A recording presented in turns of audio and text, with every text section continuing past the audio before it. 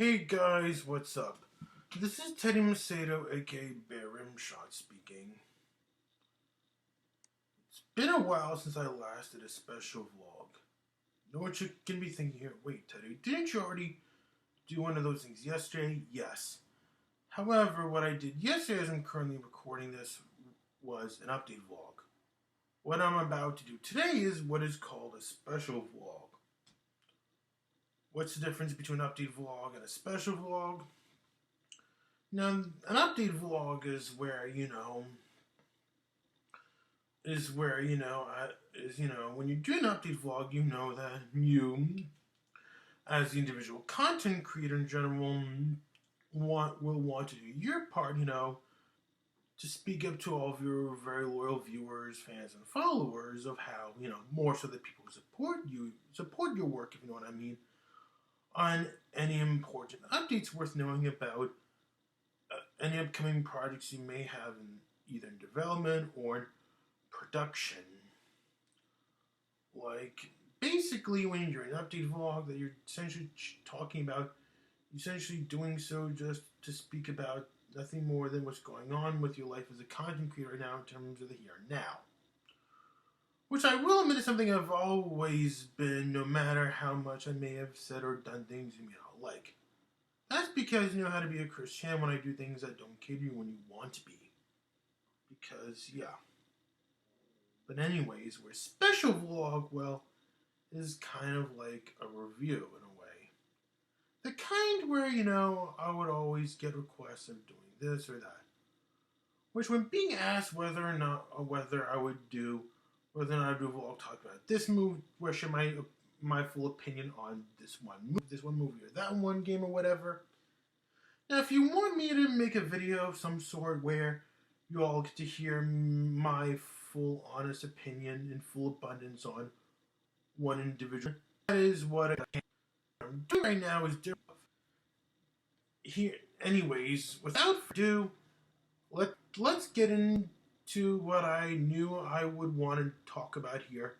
I will want to share my thoughts about here in today's video, or special vlog in this case, my thoughts on 2017. Yes, when looking back at 2017, it was, well, an okay year.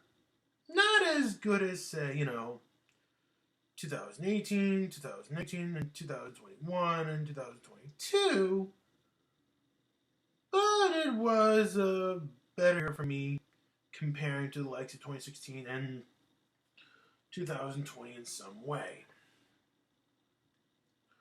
Like, regarding my, what the fridge is there to say to me about 2017, first of all, let's talk about the good stuff that happened.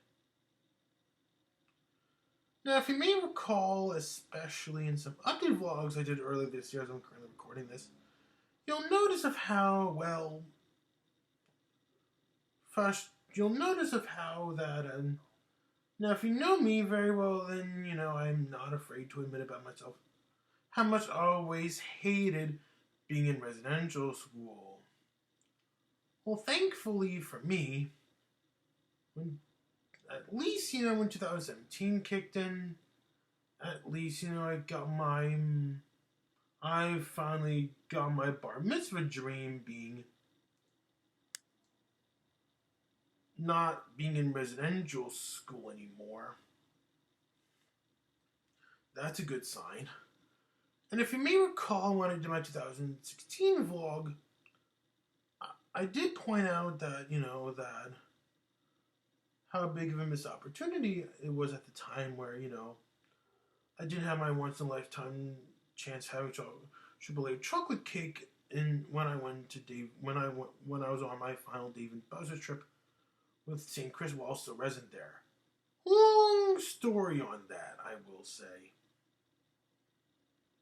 But at least, that dream of my once-in-a-lifetime chance having a AAA chocolate cake at Dave and Buster's finally came true when 2017 kicked into the scene.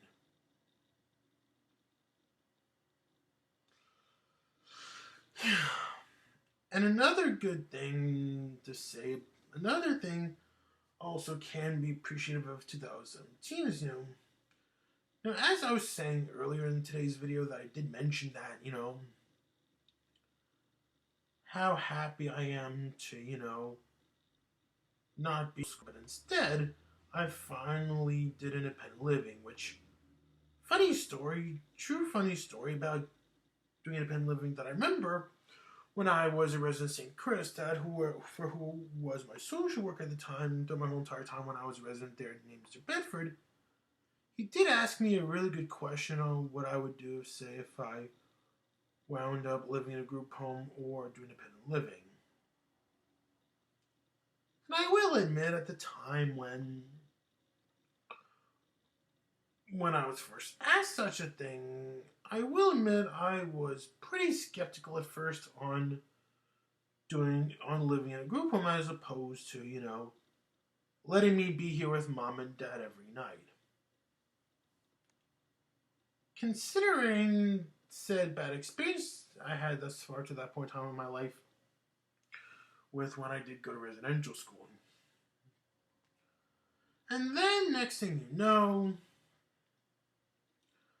I gave living in a group home a chance as best as I can when I need to be. And oh boy, did it be moments like this I tried out where, in layman's terms, exceeded my expectations, I will say. Better than more of a pleasant surprise, if you will, Because what makes it that is that, as much as I would rather be home with Mom and Dad as best I can, there's something I like about doing independent living more so than I would say the idea of living in a group home more so than I do, say, in a residential school. At least when I live in a place like a group home, at least I get more freedom with technology, Which is funny, I should rightfully deserve that for myself because I need technology to survive. Not just limited for leisure, like watching movies, watching TV shows, watching YouTube videos, listening to music, or playing video games, but also even as much so with whenever I get to engage myself and whenever I feel like engaging myself doing any form of creative writing in general. Like, we're talking moments like writing scripts for stuff, or writing books, or even arranging music or stuff along those lines. Typically speaking, that I much rather use things that can go along the lines of a computer, or a smartphone, or a tablet, or whatever, stuff like that, to do things like writing, to do any form of creative writing, generally like writing scripts for stuff, writing books, or arranging music, as opposed to say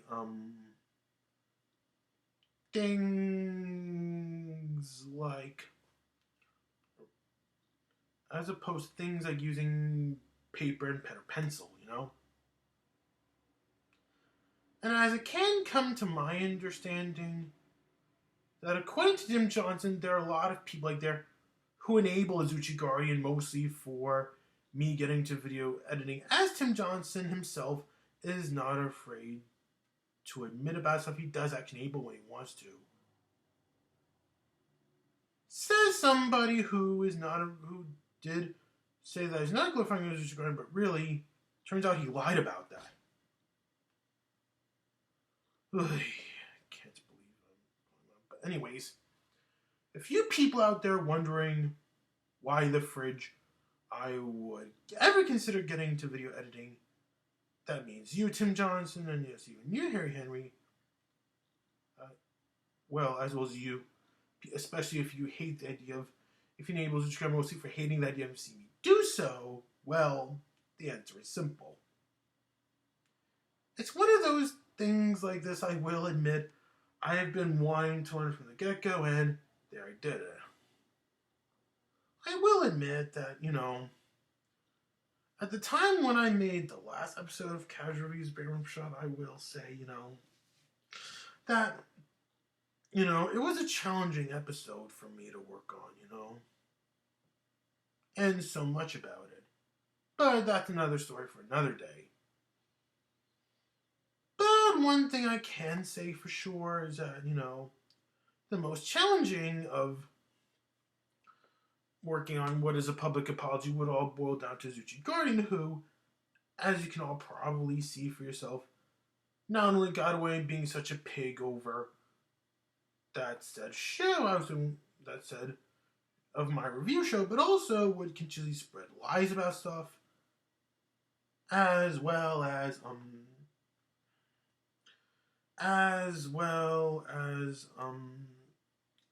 whatchamacallit. Oh yes, right. As well as harassing anyone who I legally hire for any projects I would work in life, more so with casual reviews. But going back to the good stuff, 2017 would also be the first time in my whole entire life where I got to see Willy Wonka on the big screen at my local Alma Draft House. Yes, Julie Darncold, the woman who played Veruca Salt and Willy Wonka the Chocolate Factory, who, if you know who I'm talking about here, it's true that I may have seen it too many times. Yes, I know I've seen it a lot in my life. I will admit, if we're talking in general, I've watched it a lot in home media, and I've on DVD, for example, and I did get to, and I've seen it on TV in the past when I wanted to. But if we're only talking about theatrical wise in this case, I've only seen theaters not one, not two, not even three, but 4 times thus far as I'm currently recording this. All of this are what they're called repertory screens in this case. Yep, y'all heard that right. Especially going for Julie Dorn, the actress who played Veruca Salt. The second time I saw it in theaters would be at the Alamo Draft House in Brooklyn. Back in 2019 when, New York Comic Con was happening during that same exact time, which, if you may recall when I did my last Comic Con vlog, I did mention of what a stressful Comic Con season it was for me back then. Not only did both Alamo Draft House New York, Willy Wonka screenings, both the one in Yonkers and one in Brooklyn, play while it's Comic Con season during the entire second half of New York Comic Con, but also during the first half of New York Comic Con. I was forced to be my day hop group, and when day 2 came along after I was fresh out of eating my lunch, went to the bathroom, and walked straight out of the bathroom to meet up with my day hop group. Oy vey, dare I bumped the major nut job that is Euro Wheatley. Yeah, if you think hating on Azuchi Guardian is all objectively good, just because most people like them, from what I can understand, as you can tell, to be more quote-unquote constructive with said criticisms anyone can have with Azuchi Guardian. Hate to break it to you all, especially goes with you, Morgan, those Strike Mutants, and you, Harry Henry, and the Source Gaming, but you got one guy who you should never be like when you want to have something to complain about Azuchi Guardian. That is, I'm talking, of course, of the monster that is Euro Wheatley. Yeah, sorry I dare speak about him, but, I just cannot help but, I want to feel respected, If you want to hate Azuchi Guardian done right, take note from me. Euro Wheatley, on the other hand, he's just stupid and brainless. He has no idea what he's saying and what he's doing. That's why you've all heard me call him out the R word, if you know what I'm talking about, back in spring 2021. Long story on that, but yeah. In a nutshell, what quote-unquote bugs me about URL is that he enables cancel culture, which I hate. Yeah.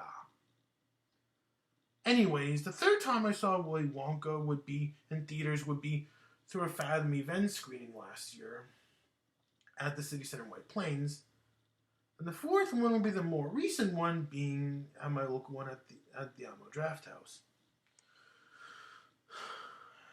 And while on discussion of troll problems or stuff along those lines, yeah, whether you all like it or not, it's something I knew I have to talk a lot about here in this video. Don't get me wrong, I've been moved on from bozos like them. Screw people like Azuchi Guardian, but, you gotta understand where, times like this where, I'm just doing my job, but you're just here to think such childish things like this about me, just quote unquote, but here we go. Okay. Now you're probably gonna be thinking to yourself, what the fridge is there for me to say about not just Azuchi Guardian, but also another major troll I've had back then in the form of Caleb Corker. Well, if you all may recall that when I did the last special vlog sharing my thoughts in 2021, that when talking about both Azuchi Guardian and Caleb Corker, and there, as you can all probably tell, that I did have to play things nice. Just know I had to, and I'm glad I did, And when you all watch my 2021 vlog, that you can all see and tell how it can make sense for me that I should be grateful by now that Azuchi Guardian and Caleb Corker both don't bug me as much, or if not at all anymore, with the case of Azuchi Guardian, that, that I'd be lying if I didn't admit about myself, if I didn't tell you all by now how happy I am to not engage with him anymore, not even throughout the whole entire event of 2021. Because, here's the thing because I will admit that something I've always been grievancing him to do over the years, ever since I actually moved on from him, as I always say, is that, now if you think I haven't been moved on from him, from Azuchi Guardian, perhaps you brainlessly have no idea that, I've actually have been, and you're missing out the purpose on why the fridge I even bothered opening up my own YouTube channel in the first place, which I can happily explain here as we speak, funny enough. But yeah, when summing up how you can all tell that actually have been moved on from Azuchi Guardian in a nutshell, for it's been years since I last worked with them and talked to them in general. Anyways, I will say, like I was saying, it's the same exact reason why I even bothered opening up my own YouTube channel. And the said reason why that can all be so is because, something I always knew from the get-go that I always wanted to do. Well, what would both already have been moved on from Azuchi Guardian and considering opening up my own YouTube channel have in common? Just so I can live my life as a filmmaker the way I want it to be, instead of, letting what other people do. Like, in other words, that I knew that from the get-go that when I did open up my YouTube channel back in 2013, I knew for myself that I will want to live my life as a filmmaker, including life as a reviewer as well, the way I want it to be, instead of, letting other put me down, playing things to agree with me. And yeah, that's pretty much how I've actually been moved on from Azuchi Guardian in a nutshell. I'm not gonna lie, because I want to live my life creatively the way I want it to be, Think of me more like George Lucas, but minus, him selling out his creations to Disney, if you know what I mean. Like, we're talking like pre-2012 George Lucas, like, not just when comparing to him more along the lines of, like, going all the way up to the 2000s when, when George was working on the prequels, if you know what I mean. Like, you see, when you take a look at George Lucas, creatively speaking, when he created Star Wars, when he not only gave us the originals, but also the prequels as well, that, that you can all tell that George, in a nutshell, wanted to live his creative life the way I want to be. That's how you can all tell that I find George Lucas a relatable filmmaker, because yes, he did give what what you all know what I always say is my all-time favorite movie being Star Wars. But also on top of that, he and I both have gone through a lot of hate, for the wrong reasons, more like people like them going all Christian when George and I, for our own merits, do things that don't click with everybody's taste, Like, I know when I do more of what I'm doing right now as you're watching this, yeah. It's moments like this where, when, this saying that George Lucas made up of how, and I quote, that when you go make a movie, all you do is nothing but get criticized. And yes, Harry Henry and I knew that myself from the get-go. Anyways, that the same can also be said about Ariel's transformation periods in a nutshell, where, I knew him, which I will admit that when it comes to doing work on Ariel's transformation periods in a nutshell, I know trust me, Harry, when I say this, I know I'm not going to please everybody. Trust me on that, because, yeah. But you do have to give me credit whenever credit is due that I want to live my creative life the way I want it to be, It's like with George Lucas when he gave us the Star Wars prequels, Sure, he may not cater to everyone's taste, especially more so when he did The Phantom Menace, but, he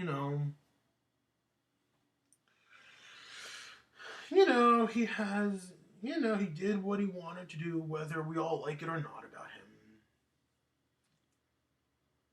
And the same can also be said about me as well. As for what I actually have to say about both Azuchi Guardian and Caleb Corker, well, let's start off with Azuchi Guardian. Okay then. If you all may recall, in the last update vlog the latest update vlog I did, as I'm currently recording this, I did explain in full abundance on how you can all tell Morgan Ledger did commit the crime of Holocaust, and not when he made some comments like, made such trollish comments like, when he made such, like when you hear Morgan say that Azuchi Guardian doesn't exist. I take that as Holocaust denial because, things happen to me in life because of him, Like I was saying in my latest updated vlog that I did, that for how Azuchi Guardian changed my life is the polar opposite of how Mr. Code and Friends changed my life, and that's bad, Like in a nutshell of how you can all tell and how Azuchi Guardian changed my life, that's the polar opposite of Mr. Code and Friends. Well, like when you all hear me speak up about myself, how Mr. Code and Friends did succeed at, and where Azuchi Guardian failed to do, especially more so with Animat as a common worst offender in this, It's with the famous Animat saying before that just because a movie is different doesn't mean it's a good thing. Something I always hate about Azuchi Guardian is that, a lot of us we all do for our own merits, is that, he did things that, let's be real here. The only reason why, people like them want me to believe that everybody hates Azuchi Guardian, let alone nobody cares, someone says that, that you're just butthurt about the fact on the way he's treated me, at least on paper. I say on paper because, well, it can be nice to see it come across as a fact. Most people like them who want me to believe such a thing usually would typically say such things like this just to quote unquote seek attention to me on their end. But yeah, Something I used to say a lot about Azuchi in the past is how much he would illegalize the idea of preschool characters popping up in crossovers, even when they're done as toys of life video games. Like, some of you are probably going to be thinking to yourself, what the fridge is the big deal with all this? Where the fridge did I get such ideas that Azuchi dare get away in doing such things? Of some sort. Now, it all started back in 2015 when, while I on my end I've yet to release casual reviews of bearRimshot's Return to Neverland on my YouTube channel, right?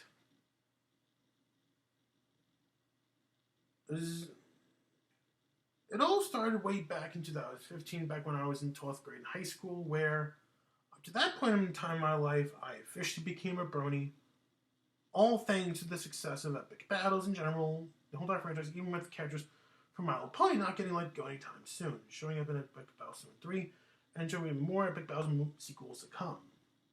But anyways,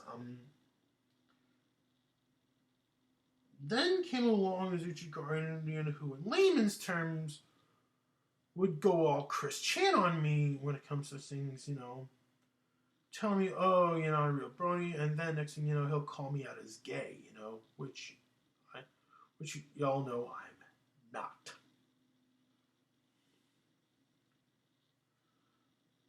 So then came along one of my bestest friends, or should I say my best friend from Westbrook, Nicholas Centra, aka Banana Gamer 105, who was supposed to take charge of editing duties. But the downside is, but then, as I once considered doing so, Azuchi Guardian would go make comments would go spread lies about Nick as much as he did me, where in Azuchi Guardian's case, his Samson Nicholas Centra, that he would make comments thinking he's a brony, which he's not, thus giving Nick such ideas that I quit being a brony, which I will admit I've tried to, but I could not resist the show, all because of what's happening surrounding the show regarding the epic battle side of things. Long story in that. And then, whatchamacallit? Oh, yes, right. And then by the time I was fresh out of high school, moving on with my adulthood, that's where Azuchi Guardian would lie to his viewers, telling them that Nicholas Centra's ideal vacation spot is Teletubby Land, which is not, Which you can all tell that, it's moments like this where, he would take to do anything he can, take jokes wrong, make political rants about spew venom at people, you can all tell when you go on Banana Gamer 105's YouTube channel, that you'll notice of how that when Nick did this video on Sonic and Shadow just joined the windmill from the Teletubbies, yeah, this is where my final straw would kick in, believing that Azuchi Guardian did get away in illegalizing the idea of preschool characters popping up in crossovers, even as source of life video games, as he can so feel, as things can so feel like, times like this in my life where, I just cannot help but, get frustrated with, the way he treated me and my friend Nicholas Centra in life. Hence, it's where, it is what gave one of my other best friends, Dante DeJesus, the idea of going all Knives Out on Azuchi Guardian, as much as he would also eventually do on Ethan Brown and Mr. Harden. Yeah, something I know I've been speaking up about recently, at the moment, that when summing up, not only would give me the idea of, once being so hard on shows that are meant to cater to more younger audiences back during the year and my high school life leading to adulthood, but also also it inspired me in wanting to create this strict majority rule in the first place. Not only did I do so out of frustration with his Guardian, but also Ethan Brown and Mr. Harden as well. And I can see how it can make sense for, Dante to make Mr. Code a major character in Epic Battles, an Epic Battles icon, let alone in the love of anime, because I know I always say in recent memory of how that one of my favorite videos that Mr. Code did would include one he did addressing the difference between a family film and a children's film, and for good reason, because the reason why I say that is one of my favorite Mr. Code episodes, or if not my personal favorite, is that, it really does kind of remind me of, that back during the year, back when I was still super senior in high school at St. Chris, there have been things about Epic Battles that, I had to learn the hard way for myself that, not just simply limited to how that you got creative decisions like this that, that on paper kids on their own would pay good money. See, that can give people like Ethan Brown and Mr. Harden such ideas to slander the hell out of this Andrew's friends are so-called Epic Battles fanboy of him. But also, on top of that, let's be real here. What people like Azuchi Guardian, Ethan Brown, and Mr. Harden all brainlessly missed out on when it comes to how creative decisions like this, like having the world of Epic Battles welcoming characters from shows like My Little Pony and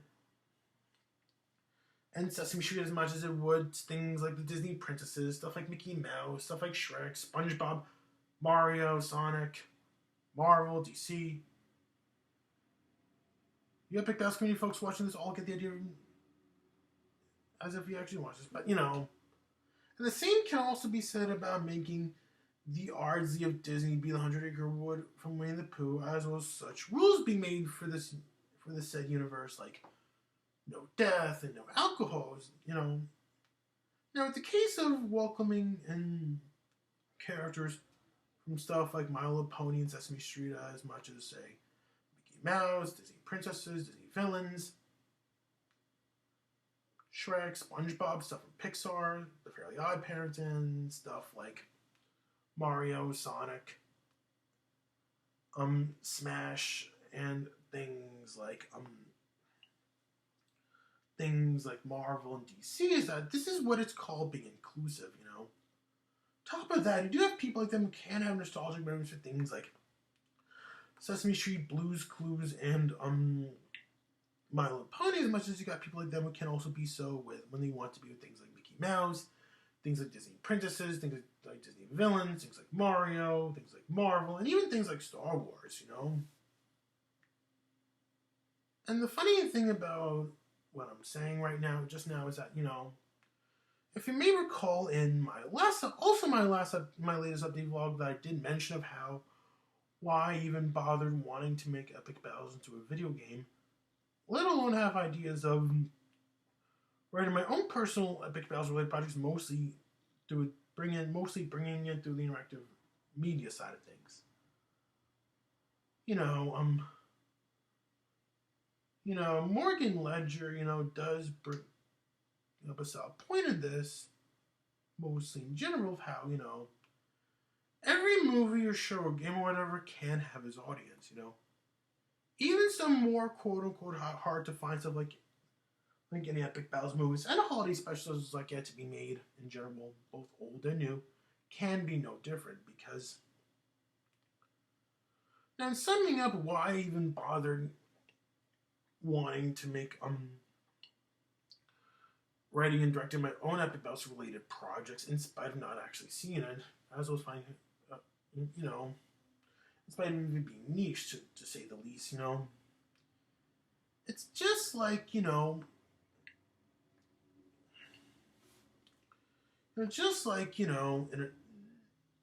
like when you go back in time to the theatrical market in 1982,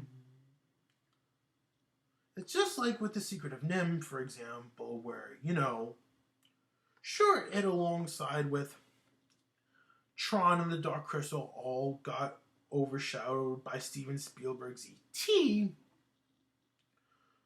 but in spite of it being the highest grossing movie of 1982, in spite of E.T. being the highest grossing movie of 1982 in general, if my calculations are correct with this one, I will say that you still have people like them who enjoy watching movies like The Secret of Nim, Tron, and the Dark Crystal just as much as you got people like them who do indeed love E.T. Like, for example, even Animat can. You even have a lot of people out there, including Animat himself, who love The Secret of Nim and can easily regard it as a favorite Don Bluth movie. Even Animat himself can tell you that The Secret of Nim is well regarded as Don Bluth's most personal favorite project he has. Now, when it comes to The Secret of Nim, it is very well regarded as a favorite project, a favorite movie for a favorite project that did get to be worked on for not one but two people who worked on the movie, including the director of the film itself, Don Bluth, and Jerry Goldsmith. Also would well regard The Secret of Nim as his personal favorite movie he worked on as well.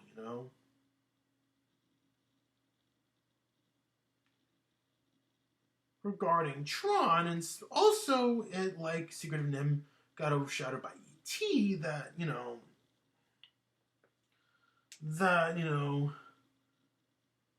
If it weren't for Tron, as John Lasseter would put out in a nutshell, there would be no Toy Story, Also no Shrek. Also no Ants. No Despicable Me. No Ice Age. You get the idea. If you're into animation as much as I am, but yeah. Whereas The Dark Crystal, like The Secret of Nim, can be a very regarded as a favorite movie for people like them with, if you ask Morgan Ledger what he would always well regard as his all-time favorite movie, in a nutshell, from what I can understand, The Dark Crystal. No secret about that,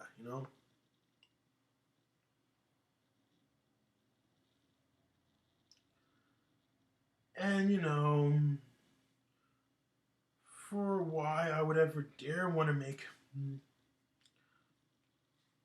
would consider writing and directing my own Epic Battles related project. It's just like with, at least one of the research is also like with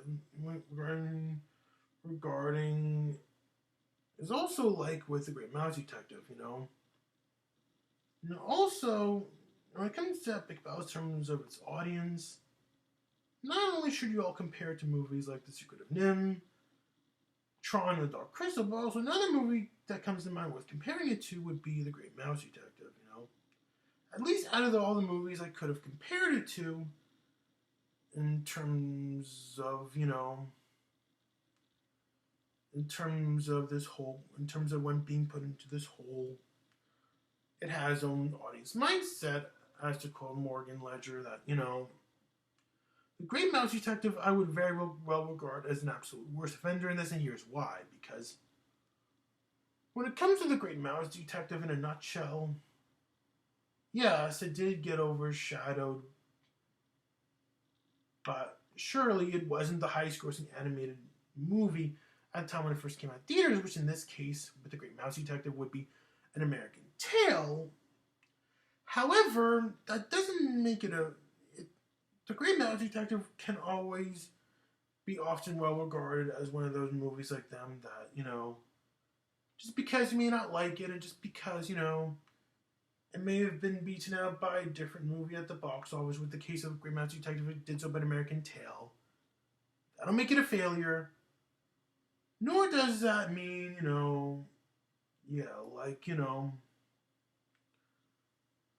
or stuff like that, point being, because The Great Mouse Detective, in a nutshell, Not only was it a critical and box office success on its own, even comparing it to the Black Cauldron of all things, but also, on top of that, there have been people like them who did work on the movie who actually had a lot of fun of it.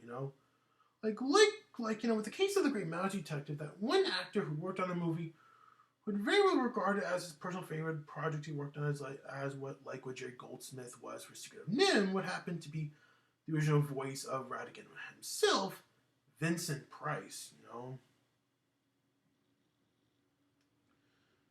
If anything, when it comes to The Great Mouse Detective, it may have done things that may not click with you, but yeah. And I know that I would consider working on projects like this where I may not go with everybody, but yeah. But anyways, another creative decision that did get to be made that can get Ethan, Brown, and Harden thinking that do things that go along the lines of talking to audiences, just because of creative decisions like this that, that may cater for a more younger audience would include making the RZ of Disney be none other than the 100-Acre Wood from Winnie the Pooh, as well as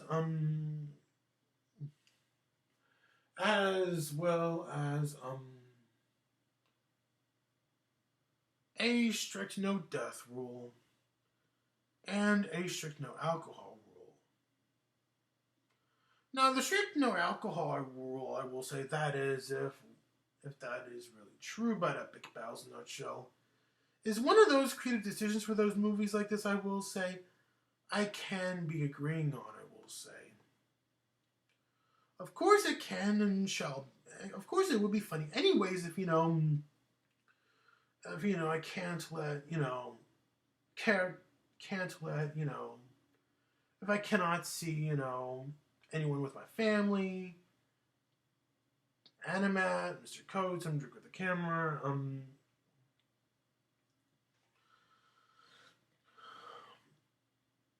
Mickey Mouse, Mario, Sonic, the Disney Princesses, the entire Disney Princess lineup, Peach, Jane, Spider-Man, Batman, and Mace Windu, all not being allowed to drink things like beer, wine, whiskey, and stuff like that, especially even more so with myself anyways, but instead let anyone who coexists in the world being portrayed to enjoy drinking more of things like water, juice, soda, tea, hot chocolate, yeah, even coffee too, because the funny thing about, of the idea of a strict no alcohol rule being made for these movies that, if I can drink anything I want in the world anyways, I am most certainly not going to lie about myself when I say that. No, people, never will you all see me drink a sip of neither beer, nor wine, nor whiskey, nor even rum, or stuff like that, but instead even more so things like water, juice, milk, soda, coffee, tea, or hot chocolate, or stuff like that, if you know what I mean. But due to certain health issues I have, I knew it would make more sense that, that to be more healthy, but to be on the more healthier side, I knew it would be a no-brainer that, if I want to drink anything other than water, keep it diet or sugar-free as much as possible, when I'm not drinking water, But, yeah, when I'm in the mood to drink some iced tea or soda, better do diet for me, Whereas and same with hot chocolate, or if I feel like sweetening up my cup of coffee or tea or seltzer water or stuff like that, that better use sweeteners more so than regular sugar, But, yeah, anyways,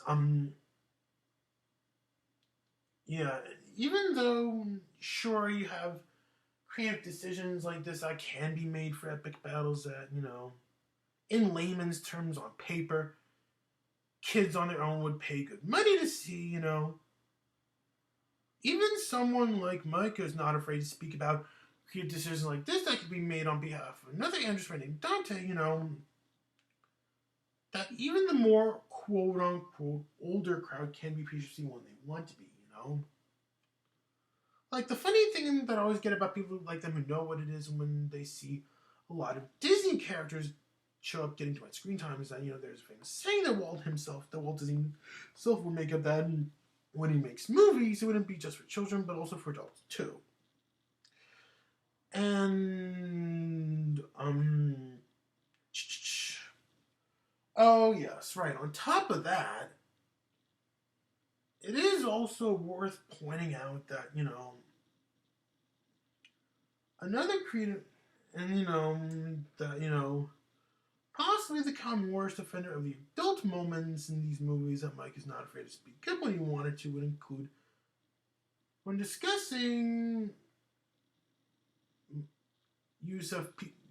when discussing real life personality representation in a nutshell, that when diving deep on how real world representation can be treated in the world of epic battles in a nutshell, especially if we're discussing including people within my entire family, that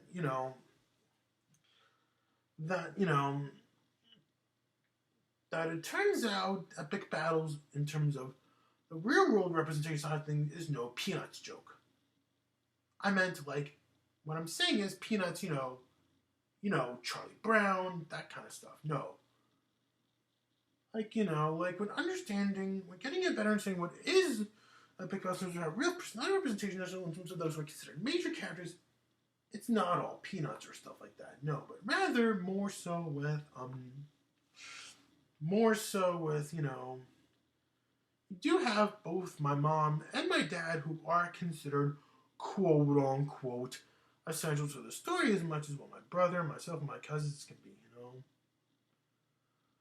Which I know when discussing uncreative decisions I can be disagreeing on what I want to be, you know. I know I always say how disagreeing I can be on the idea of letting my parents be group leaders, but trust me when I say this, that, you know, even with that, you know, I still love my parents as they are, you know. On top of that, you know, another thing, and when it comes to the ideas of letting my mom and dad be major characters, I always knew that, you know, they could have been used to, you know, possibly even more so than as a Guardian. And well, sure, I could have used a Guardian if I wanted to, but both of my parents will say would make the most perfect amount of sense on to kindly describe might as well use as some of the more quote unquote worst offenders on what makes Epic Battles a family film more so than a children's film, at least it aged better, you know. But yeah.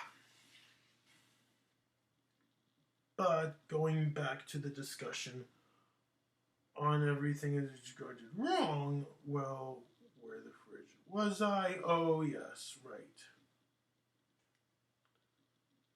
Back in 2016, there was one out of many Halloween tricks Guardian committed, including one he did of Jaime-tude, that was so offensively bad that, you know, after showing what Jaime-tude did back when Martin Luther King Jr. Day weekend was right around the corner in 2017, it is not only what unfortunately resulted to the beginning of an end of a friendship with, like, Mixtape began, but it's also what unfortunately put the Animat fan club into a downward spiral. So you all cannot blame me for this so-called downward spiral the Animat fan base was back in 2017, but more so with Mike Mixtape, but even more so with Azuchi Guardian. Because when Azuchi Guardian belittled Jaime-tude after successfully getting away and ruining his birthday sign shows, and the same can also say with Morgan, it's where, you know, it is what unfortunately not only led to the unfortunate falling out that unfortunately came to be today between me and Mike Mixtape, but also it is what unfortunately led to the MF fan club be put into a downward spiral, you know.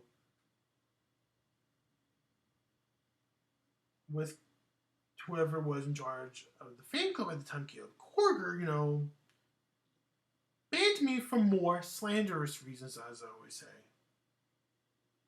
I say slanderous. Well, here's the real, and now we're in the real kicker when it comes to the problems with Caleb back in 2017.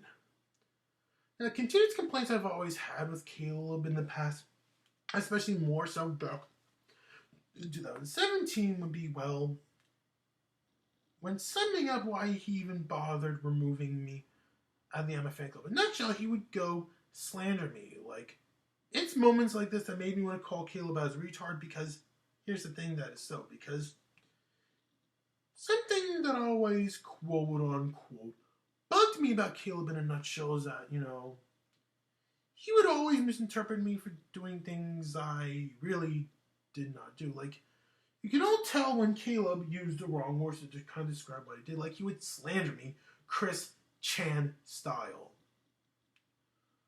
Like, for example,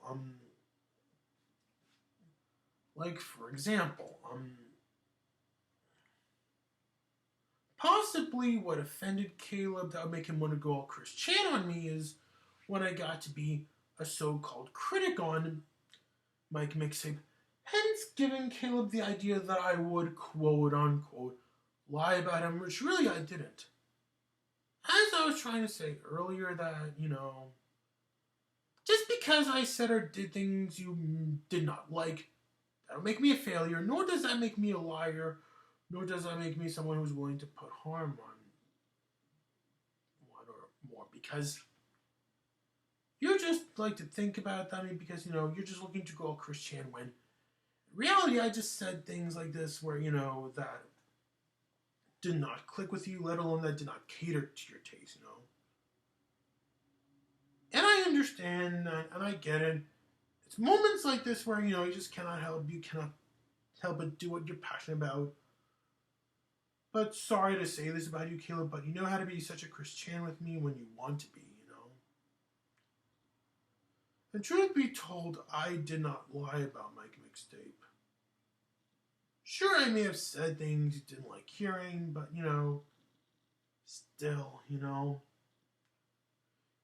Yeah, if you're ever wondering what's the big deal with me being a so-called critic towards Mike Mixtape, let's just say, as you can probably tell, as I move forward with Casual Reviews bearRimshot, to make the production of Casual Reviews bearRimshot the top 11 dumbest Kingdom Hearts moments after, as best as I can, as long as I live ever since COVID hit, as you can all probably tell where I've been with Mike Mixtape these days, I've been put into a beef with him, Like, what's the beef I have against? What's my beef against him? Let's just say, he, said and did things to me that, just rubbed me the wrong way. And it's a good thing to see a lot of people like them, including those who we worked in the past, cut ties with him, because Mike Mixtape, he has no idea what he's saying and what he's doing to me, Like, most of the more common complaints that I've always had with Mike Mixtape is, that ever since 2016 kicked in is where, he can be such an attention seeker, And I know I will admit that when I did my summer 2020 vlog, when things were beginning to get bigger and better with COVID, I know I called him out, I called him out as, the F word, the one that rhymes with maggot, but I'm gonna be honest here, The reason why I did so is out of frustration over, in a nutshell, what bugs me about Mike Mixtape, he can be very sketchy with people like what he did with me, because if you hate being around people who are sketchy, then you're gonna hate on Mike Mixtape, because Mike Mixtape, he's downright sketchy, which is where my beef with him kicked in. But being a critic towards Mike Mixtape isn't all what Caleb would go slander me for. Caleb Corger also committed the crime of slandering me for being some fanboy, let alone shall I say, but to put it lightly, doing something that I would well regard as a Dr. Seuss fan at heart, being a fan of Morgan Ledger. Like lying about my mixtape, stalking Morgan Ledger is something I would always very well declare myself to be innocent from, and for good reason. For, never did I lie about my mixtape, and never did I stalk Morgan Ledger. With the case of this said slanderous comment, Caleb made of me regarding my stance on my mixtape, like I was saying, I get it that I may have said things you don't like, but this is Chris Chan territory Caleb would go over. I know I always called him as a Garden enabler, but you can tell where Caleb is just missing the point on what really happened between me and Mike Mixtape back then, It doesn't help either that he would do anything he can back then to get as many people into the appreciation of Zuchi Guardian as best as he can. For his own merits. On top of that, when it comes to me on Morgan, it's times like this in my life where, I just cannot help but do what I'm passionate about, And for where Caleb can be stand on me supporting Morgan Ledger in general, you can all tell he's just going all Dylan on me, And if you get my Mr. Coat reference, because I say that about Caleb regarding his stance on me supporting Morgan Ledger, because, yeah. I mean, I totally get it by now that, that Morgan wants his boundaries. Fine at all. But it still doesn't change my mind when, in reality, I just cannot help but do what I'm passionate about. I mean, it's one thing for a content creator to not want to be my friend, fine at all, but, when you be a crook, it's where I draw the line, because, yeah. And dare I say it, I still enjoy what Morgan Ledger does as a content creator, but like I was saying before, that, if I can be as human being with me, he just needs to learn, Morgan Ledger needs to learn to just grow the hell up.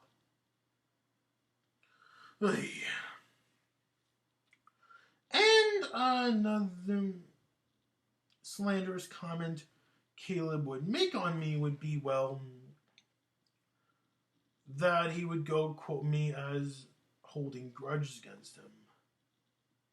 Which, out of all the things he said to me ever since 2017 kicked in, is one I can be guilty of. Everything else he would say to me were all lies.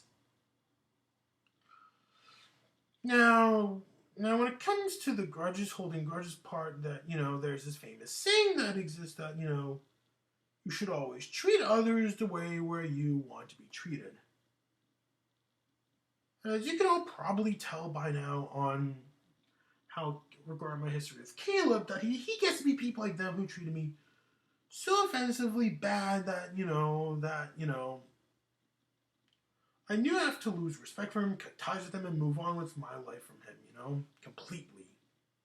Dare I say that as well about Caleb.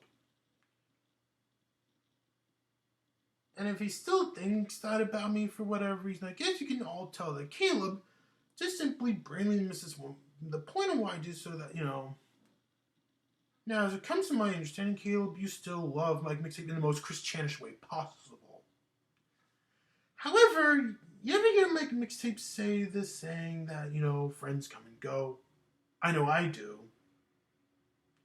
I get it can be very hard when people move on from you, but, friends come and go. Nothing silly about that. And said reality on friends come and go, it's nothing new and it's nothing old either, Nothing new if you know what I mean, but you get the idea. And then, of course, another complaint I had with Caleb would be, well, back during the events of class of 2020, that can become for Caleb on his end to go all flat out Chrissy Trotter on me.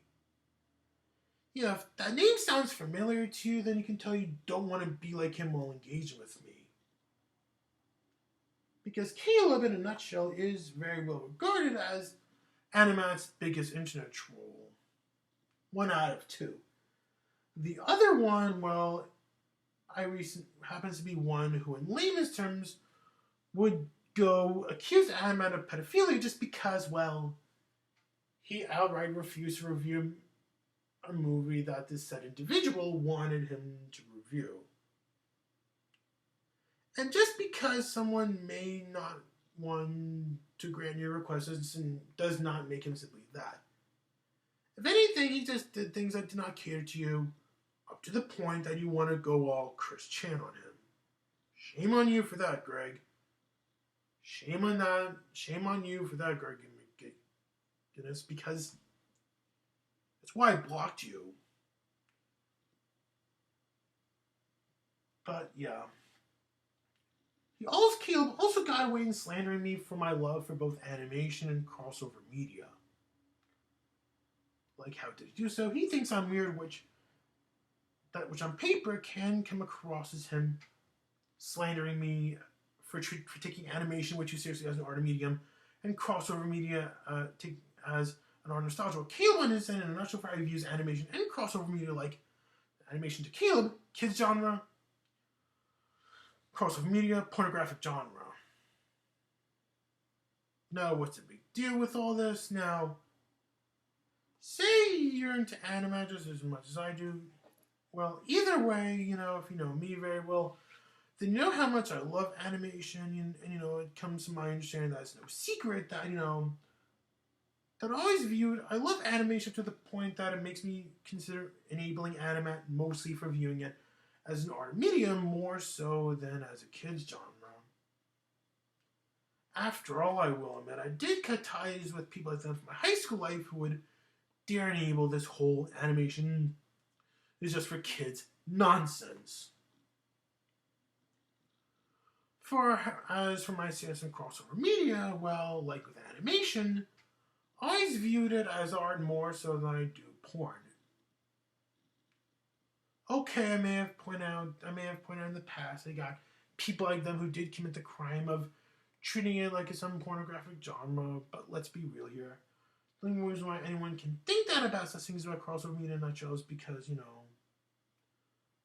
when it comes to crossovers and porn, one thing they can both have in common for their own merits that, that you can do creative things with them for their own merits, but on the other hand, legally speaking, you want to be careful with. Both legally and creatively speaking. More so legally, and creatively too. Now, for how I've always seen crossovers in a nutshell, polar opposite of porn and artsy at that. Well, for how I've always viewed crossover media in a nutshell, it should be like animation and video games. It should always be treated as art because, in the end of the day, now when it comes to crossover media in general, it's one of those things in art. It's one of those kinds of art in general that, it really is still art for its own merits, but unfortunately can get mistreated for its own merits for the wrong reasons, like with animation and video games. If anything, you're just not into things like crossovers, or even more so with things that can otherwise be done for nostalgia either way, But, yeah.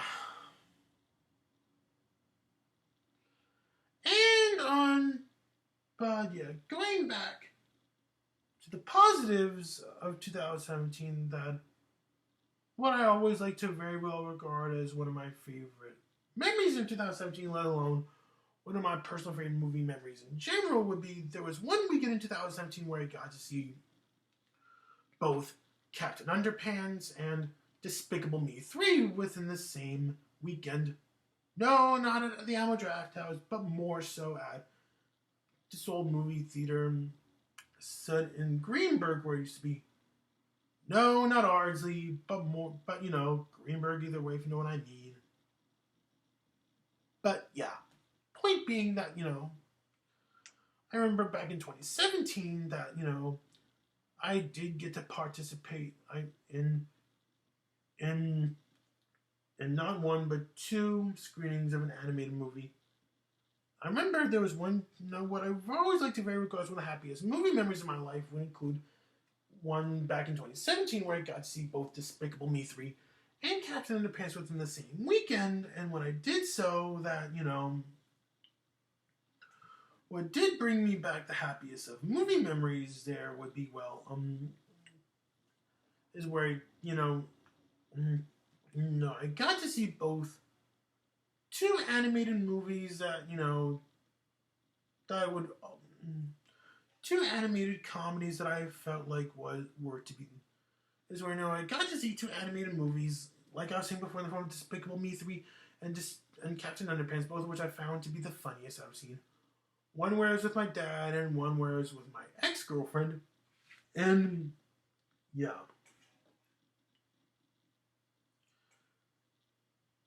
And, I guess that's all I have to say about 2017.